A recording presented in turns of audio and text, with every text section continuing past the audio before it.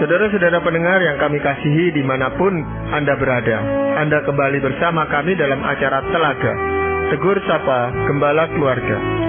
Saya Gunawan Santoso dari Lembaga Bina Keluarga Kristen akan berbincang-bincang dengan Bapak Pendeta Dr. Paul Gunadi.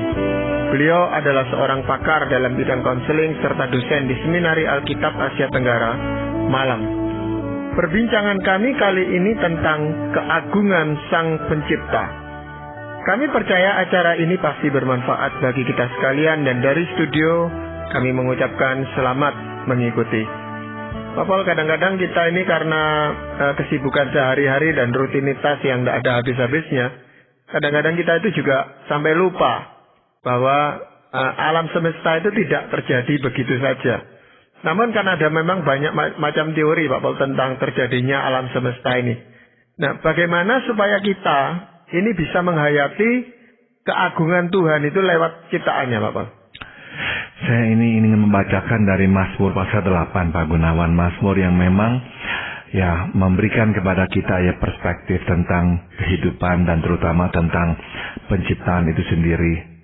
Firman Tuhan di sini berkata, "Ya Tuhan, Tuhan kami, betapa mulianya nama-Mu di seluruh bumi. Keagungan-Mu yang mengatasi langit dinyanyikan. Dari mulut bayi-bayi dan anak-anak yang menyusu, telah Kau letakkan dasar kekuatan karena lawan-Mu, untuk membungkamkan musuh dan pendendam. Jika aku melihat langit-Mu, buatan jari-Mu, bulan dan bintang-bintang yang Kau tempatkan, apakah manusia sehingga Engkau mengingatnya? Apakah anak manusia sehingga Engkau mengindahkannya? Namun Engkau telah membuatnya hampir sama seperti Allah, dan telah memahkotainya dengan kemuliaan dan hormat. Engkau membuat dia berkuasa atas buatan tangan-Mu. Segala-galanya telah Kau letakkan di bawah kakinya. Kambing, domba, dan lembu sapi sekalian, juga binatang-binatang di padang, burung-burung di udara, dan ikan-ikan di laut, dan apa yang melintasi arus lautan. Ya Tuhan kami, betapa mulianya nama-Mu di seluruh bumi." Pak Gunawan, Mazmur ini Mazmur yang mengingatkan kita akan tujuan keberadaan kita di bumi ini. Kadang-kadang kita hidup rutin sehingga kita kehilangan perspektif akan tujuan keberadaan kita. Nah, dari Mazmur pasal 8 ini kembali kita diingatkan akan makna kehidupan itu sendiri, yaitu semua nanti harus diteropong dari kacamata Tuhan sebagai pencipta kita. Ya, mungkin kita juga tidak bisa menggubah Mazmur seperti Daud yang memang ahli di bidang itu, Pak Paul. Namun kenapa ada orang yang bisa melihat keagungan Tuhan lewat ciptaannya seperti Daud itu? Ada juga orang yang mengabaikan begitu saja, dianggap ini sebagai sesuatu yang memang sudah ada dari dulu sampai sekarang akan terus seperti ini. Kenapa Pak Paul? Ada orang yang memang nggak bisa melihat atau tidak mau melihat apa yang ada di balik dari apa yang dilihatnya.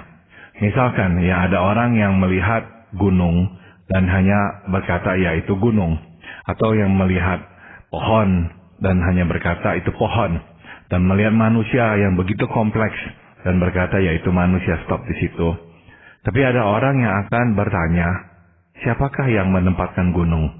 Siapakah yang menciptakan hewan atau tanaman atau pohon?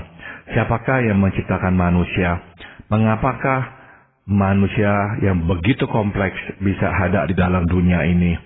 Kalau misalkan kita berkata, oh itu dari orang tuanya. Kalau begitu dari manakah orang tuanya? Oh dari orang tuanya lagi, dan seterusnya. Nah, ada orang yang nggak mau berpikir sejauh itu dan hanya puas dengan apa yang dilihatnya. Nah, kita memang seyogianya lah melihat lebih jauh dari apa yang kita lihat lewat mata kita dan menanyakan dari manakah semua ini. Sebab ini nanti akan menentukan bagaimanakah semua ini ada.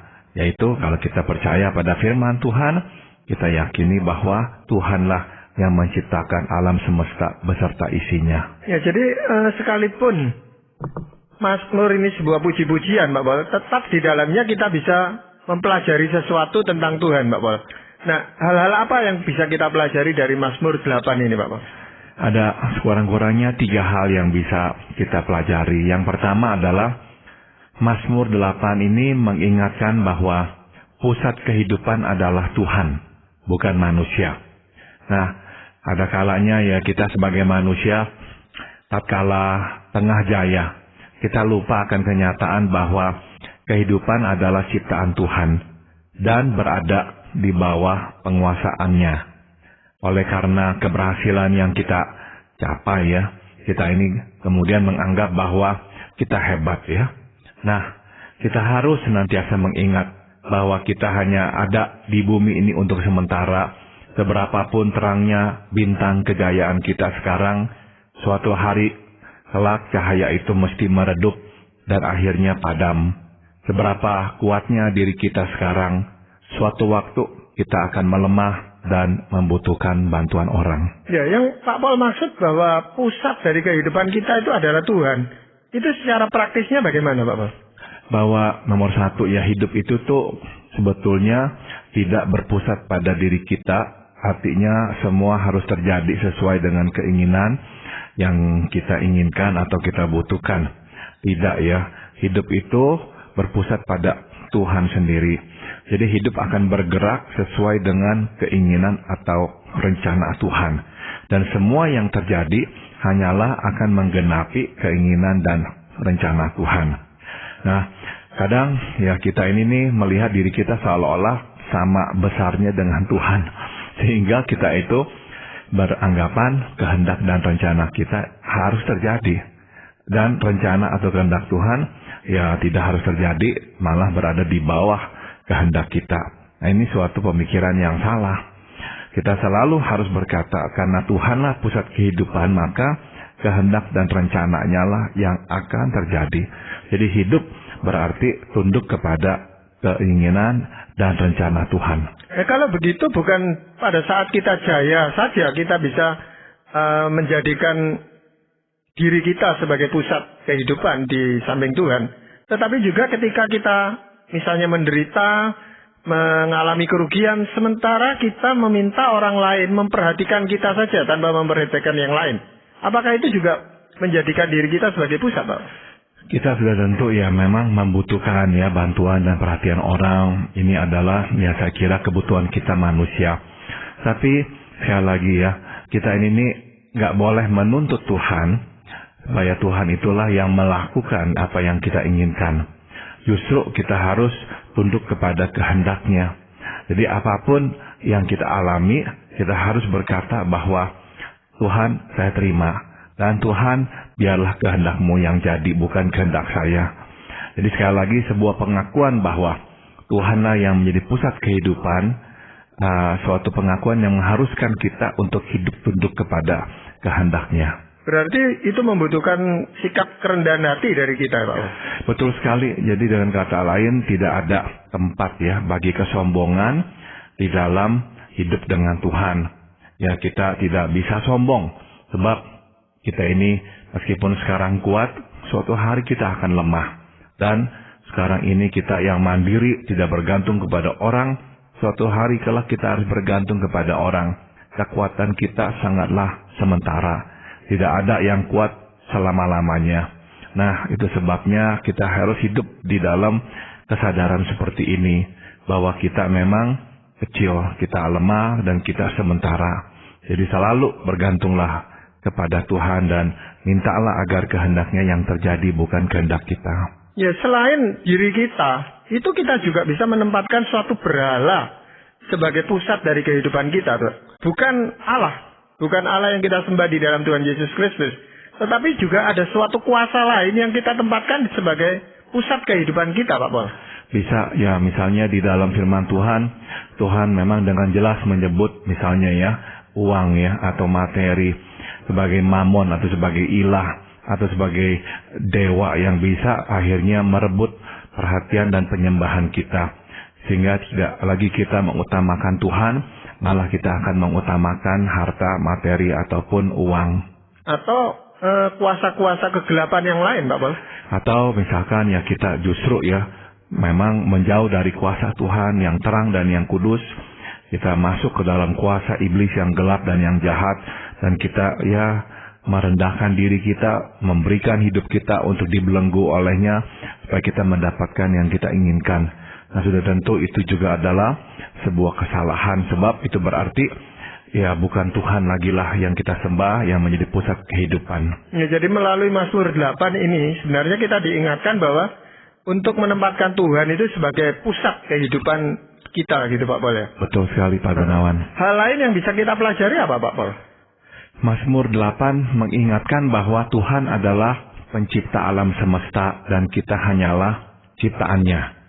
Ya, kita ini tidak tahu dengan pasti bagaimanakah Tuhan menciptakan alam semesta beserta seluruh isinya.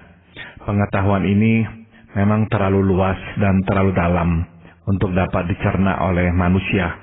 Namun kita harus ingat bahwa alam semesta beserta isinya tidak muncul dengan sendirinya lewat proses alamiah atau faktor kebetulan. Nah, bila demikian, maka kita pun harus menyadari bahwa kita bertanggung jawab kepada pencipta kita. Tidak ada seorang pun yang hidup sedemikian bebasnya sehingga ia tidak akan harus mempertanggungjawabkan perbuatannya. Suatu hari kelak kita akan berdiri di hadapan Yesus Tuhan dan memberi pertanggungjawaban akan semua yang telah kita perbuat. Ya, mengenai teori penciptaan yang macam-macam itu, sikap kita sebagai orang Kristen sebenarnya bagaimana Bapak? Kita memang tidak tahu bagaimanakah dengan pastinya, dengan mendetailnya, cara Tuhan menciptakan alam semesta beserta isinya ini. Alkitab hanya menegaskan bahwa Tuhanlah yang menciptakan. Nah, apakah misalnya dia menciptakannya dalam satu hari seperti yang kita kenal, atau suatu masa yang dibahasakan satu hari di dalam firman Tuhan? Nah, itu adalah memang hak Tuhan, sebab dialah yang tahu dengan pasti. Nah, buat kita sebagai anak-anak Tuhan, kita tidak perlu mematok pasti ini. Tuhan ini tidak menciptakannya dalam waktu sehari 24 jam. Pastilah harus lebih lama. Atau kebalikannya, tidak benar, pastilah harus 24 jam dan sebagainya. Karena pengetahuan ini terlalu luas ya. Jadi bagaimanakah kita bisa memahaminya? Tapi terpenting adalah kita tahu Alkitab dengan jelas tidak dengan ragu-ragu menyatakan Tuhanlah yang menciptakan semuanya yang ada di dalam alam semesta ini. Nah, inilah dasar iman kita, bahwa Tuhan adalah pencipta. Dan kita hanyalah ciptaan. Kita bukanlah pencipta kita adalah orang atau manusia yang diciptakan Tuhan. Oleh karenanya, kita bertanggung jawab kepada Dia sebagai pencipta kita. Jadi, kita tidak hidup bebas seperti yang kita inginkan atau bayangkan, sebab satu hari kelak kita harus mempertanggungjawabkan perbuatan kita kepadanya. Jadi yang terpenting bukan bagaimana alam semesta ini terwujud Pak Paul, tetapi siapa yang mewujudkan ini semua gitu Pak Paul, yang harus kita ketahui. Betul sekali ya. Belum lama ini misalkan saya membaca sebuah ulasan dari seorang ahli fisika dari Inggris, John Polkinghorne, yang menegaskan bahwa kehidupan yang seperti kita kenal sekarang ini berusia sekitar sebetulnya 10 miliar tahun. Tapi sebetulnya kehidupan itu sendiri berusia sekitar mungkin 14 miliar tahun. Dan siapa yang bisa mengukur waktu itu dengan tepat, dengan pasti? Tidak ada yang bisa memastikannya. Semua itu adalah perkiraan. Jadi yang kita bisa simpulkan adalah bahwa alam semesta ini sudah ada untuk waktu yang sangat panjang. Dan inilah sebetulnya makna dari kekekalan itu sendiri. Tidak ada awal, tidak ada ujung, berarti sangat panjang sekali. Memang Tuhan yang mengawali tapi kapan Dia mengawali, kapan Dia menciptakannya, itu memang adalah rahasia Tuhan sendiri. Ya, kalau begitu hal apa yang kita dapat pelajari melalui Mazmur 8 ini Pak? Hal kedua jadinya yang bisa kita petik kita ini harus hidup berhati-hati Pak Gunawan. Jangan hidup sembarangan. Jangan menganggap bahwa kita adalah orang yang diperkecualikan Tuhan, jadi kita bebas berbuat apapun, kita tidak takut siapapun. Nah, jangan sampai kita hidup seperti itu. Kita harus ingat Tuhan adalah hakim yang maha tahu dan maha adil. Tatkala kita berdiri di hadapannya, kita tidak bisa berkelit atau berdalih. Jadi, hiduplah dengan kesadaran bahwa Tuhan mengawasi semua perbuatan kita. Dan suatu hari kelak kita harus mempertanggungjawabkan semuanya, bukan sebagian. Ya, yang Pak Paul maksudkan dengan mempertanggungjawabkan ini seperti apa, Pak? Artinya Tuhan nanti akan menuntut pertanggungjawaban kita akan semua yang kita telah katakan atau lakukan. Jadi apakah itu sesuatu yang sesuai dengan kehendak Tuhan, ataukah itu sesuatu yang melawan kehendak Tuhan? Nanti Tuhan akan menanyakannya dan menuntut tanggung jawab kita, terutama untuk hal-hal yang kita lakukan yang berlawanan dengan kehendak Tuhan. Jadi jangan sampai kita itu beranggapan, oh nanti saya akan lolos, saya tidak akan dihukum oleh Tuhan, Tuhan nanti akan mengecualikan saya. Tidak ya. Setiap dosa yang kita lakukan, memang itu akan harus nanti kita bertanggungjawabkan di hadapan Tuhan. Nah, seringkali orang bersikap secara acuh tak acuh dan berkata, itu nanti urusan belakang gitu Pak Paul. Toh semua kita tidak tahu. Bagaimana sikap seperti ini? Itu adalah sikap yang memang berpikiran pendek, tidak mau mengingat, tidak mau memikirkan supaya tidak usah merasa terganggu oleh apa yang telah dilakukannya. Nah, ini adalah sebuah kesalahan yang sangat besar, sebab apakah kita mau memikirkannya atau tidak, fakta itu akan terjadi. Bahwa Tuhan dengan jelas mengatakan Dia akan menuntut pertanggungjawaban kita, bahwa Dia adalah hakim. Dia adalah hakim yang adil, adalah tema yang mengalir dengan jelas di Alkitab dari depan sampai ke belakang. Berarti kita memang harus menghadap Dia.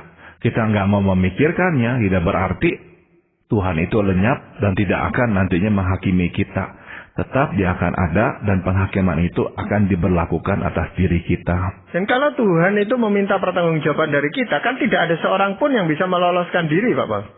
Tidak bisa, Pak Gunawan. Jadi kita tidak bisa menuding orang, menyalahkan orang. Kita tidak bisa berkelit, oh saya tidak tahu atau apa. Sebab penghakiman Tuhan itu sangatlah adil. Kalau memang sungguh-sungguh tidak kita ketahui, ya Tuhan pun juga tidak akan menghakimi kita seolah-olah kita ketahui itu. Jadi apa yang nanti Tuhan lakukan itu adalah hal yang sudah sangat tepat dan pas. Sehingga tidak ada satu orang manusia pun yang memang bisa berkelit dan lolos dari penghakiman Tuhan. Ya, jadi katakan seseorang itu belum pernah mendengar Injil, belum pernah membaca kitab suci. Tetapi melalui alam ciptaan itu sebenarnya manusia sudah diingatkan bahwa dia harus bertanggung jawab atas apa yang diperbuat. Dan yang satu lagi adalah lewat hati nurani yang Tuhan tempatkan di dalam hati kita. Jadi Tuhan itu tuh menempatkan nurani dengan sebuah tujuan tertentu. Yang pertama adalah untuk menuntun atau memandu kehidupan kita. Tapi yang kedua adalah sebagai sebetulnya peringatan. Kalau nanti tetap kita itu melawannya, maka Tuhan akan menggunakan nurani itu sebagai dakwaan yang Tuhan nanti berikan kepada kita. Ya, di dalam Mazmur 8 ini tentu banyak pelajaran-pelajaran lain yang kita bisa dapatkan. Apakah mungkin ada pelajaran lain yang bisa kita dapatkan, Pak Paul? Ada satu lagi yang bisa kita pelajari, Pak Gunawan. Mazmur pasal 8 mengingatkan kita akan keagungan Tuhan. Tuhan Allah adalah pencipta yang maha mulia. Artinya apa itu maha mulia? Begitu tak terbatas karya ciptaannya. Nah, coba sebagai gambaran ya Pak Gunawan, supaya kita ini benar-benar bisa mengerti kemuliaan dan keagungan Tuhan. Coba kita simak data berikut ini ya. Saya ini menemukannya dan saya mau bagikan kepada para pendengar kita. Data seperti ini. Jarak dari bumi ke bulan adalah 240.000 mil. Nah, 1 mil itu kan sekitar hampir 4 kilometer Pak Gunawan. Jadi itu berarti itu hampir 1 miliar kilometer jarak dari bumi kita ke bulan. Dan ini sebetulnya jarak yang paling dekat. Jarak dari bumi kita ke matahari adalah 93 juta mil. Kalau tadi itu tuh 240.000 mil sekitar 1 juta kilometer. Ini nih 93 juta mil. Nah, dikalikan hampir 4 berarti 300-an lebih juta kilometer jarak dari matahari ke bumi kita. Jarak dari bumi kita ini ke sebuah bintang yang bernama Alpha Centauri Ini bintang yang paling dekat dengan bumi, ya. Jaraknya adalah 25 billion mil. Ya, ini udah susah kita sebutnya lagi nih ya. Jadi berarti hampir 100 billion mil. Jarak dari bumi kita ke bintang yang paling dekat, Pak Gunawan. Jarak dari bumi ke bintang yang berada di gugusan terjauh dalam galaksi kita yang disebut galaksi Milky Way ya, itu 100.000 tahun kecepatan cahaya. Nah, berapa sih kecepatan cahaya itu? Kecepatan cahaya adalah 186.000 mil per detik. Jadi hampir sekitar ya 700-an ribu kilometer per detik.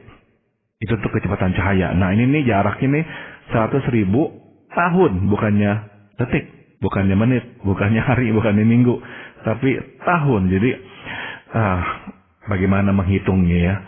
Jarak dari bintang di dalam gugusan atau dalam galaksi Milky Way ke bumi kita. Nah, belum selesai Pak Gunawan. Jarak dari bumi kita ke galaksi Andromeda itu adalah 2 juta tahun kecepatan cahaya. Dan masih ada lagi objek angkasa lain atau bintang-bintang atau galaksi lain yang 1000 kali lebih jauh daripada Andromeda. Nah, yang terakhir adalah yang saya ingin bagikan. Diperkirakan setidaknya terdapat 350 miliar galaksi.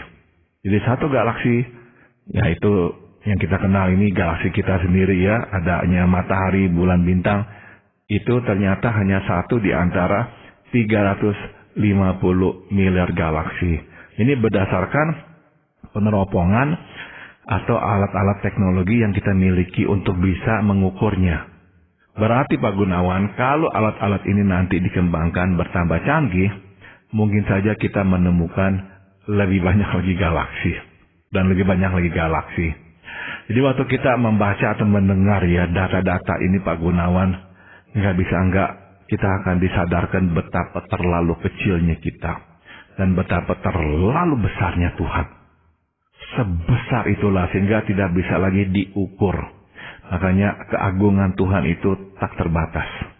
Ya, memang banyak orang yang mengagumi akan ciptaan Tuhan, akan karya Tuhan seperti itu, Pak Paul.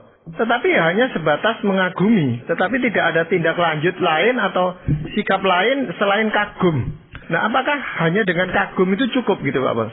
Tidak cukup Pak Gunawannya. Jadi memang selain dari pengakuan, ketakjuban kita akan keagungan Tuhan dan kemuliaannya, terlebih penting ya, kita harus menyembahnya dan memuliakannya lewat kehidupan kita sendiri. Biarlah orang melihat kemuliaan Tuhan lewat kehidupan kita. Jadi bukan hanya mulut-mulut kita yang mengagung-agungkan Tuhan, tapi biarlah hidup kita yang memuliakan Tuhan.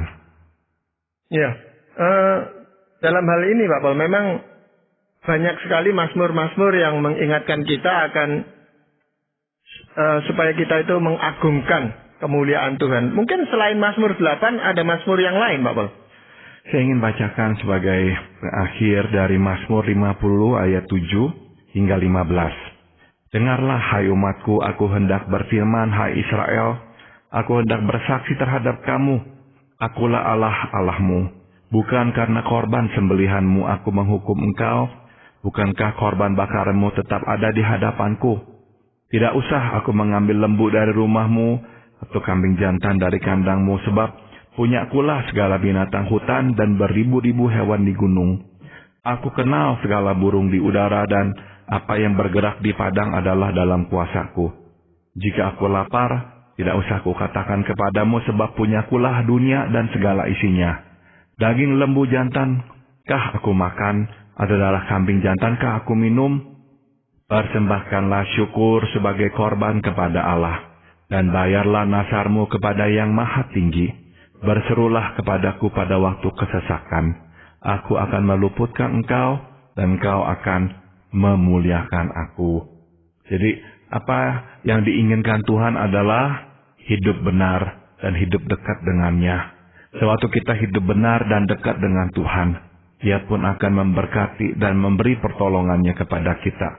Dan dari sinilah keluar syukur kita kepadanya. Dan melalui semua inilah kita memuliakan Tuhan, Pak Gunawan. Ya, jadi wujud syukur kita itu tidak cukup hanya lewat kata-kata, Pak Pol, ya? Betul sekali, Pak Gunawan. Jadi apa yang bisa kita lakukan, Pak Pol? Kita mesti menjalani kehidupan yang benar, yang sesuai dengan kehendaknya. Kita mesti menjadi pelaku dari firman Tuhan. Sehingga lewat itu semuanya, orang nanti akan melihat bahwa Tuhan hadir dalam hidup kita. Dan nanti orang akan memuliakan Tuhan. Karena melihat kemuliaan Tuhan itu di dalam diri kita. Ya, jadi sebenarnya ada banyak mazmur yang bisa menolong kita untuk memahami akan keberadaan Tuhan, akan kepribadian Tuhan dan kehendak Tuhan bagi kehidupan kita itu, Pak Pol. Tetapi kadang-kadang sulit sekali membaca mazmur itu dibandingkan dengan misalnya kitab-kitab yang lain. Ini sebenarnya kenapa, Pak Pol? Sudah tentu mazmur itu memang sedikit sulit dicerna karena memang ditulis dengan gaya puisi, Pak Gunawan, ya. Jadi tidak selalu itu tuh langsung seperti bahasa prosa, ya. Jadi memahaminya memang perlu ya kesabaran, perlu juga ya kita konsultasi, membaca atau apa sehingga akhirnya baru bisa mengerti apa tuh yang sebetulnya ingin disampaikan oleh firman Tuhan kepada kita. Ya, jadi semoga perbincangan kita ini juga menolong para pendengar kita untuk lebih tekun mempelajari dan membaca, melakukan firman Tuhan yang ada di dalam kitab Mazmur. Betul. Terima kasih Pak Pol untuk perbincangan ini. Dan para pendengar sekalian, terima kasih Anda telah mengikuti perbincangan kami dengan Bapak Pendeta Dr. Paul Gunadi dalam acara Telaga, Tegur Sapa, Gembala Keluarga. Kami baru saja berbincang-bincang tentang keagungan Sang Pencipta. Bagi Anda yang berminat untuk mengetahui lebih lanjut mengenai acara ini, silakan menghubungi kami lewat surat. Alamatkan surat Anda ke Lembaga Bina Keluarga Kristen atau LBKK, Jalan Cimanuk 56, Malang. Anda juga dapat menggunakan email dengan alamat telaga@indo.net.id. Kami juga mengundang Anda mengunjungi situs kami di www.telaga.org. Saran-saran, pertanyaan, serta tanggapan Anda sangat kami nantikan. Akhirnya dari studio kami mengucapkan terima kasih atas perhatian Anda dan sampai jumpa pada acara Telaga yang akan datang.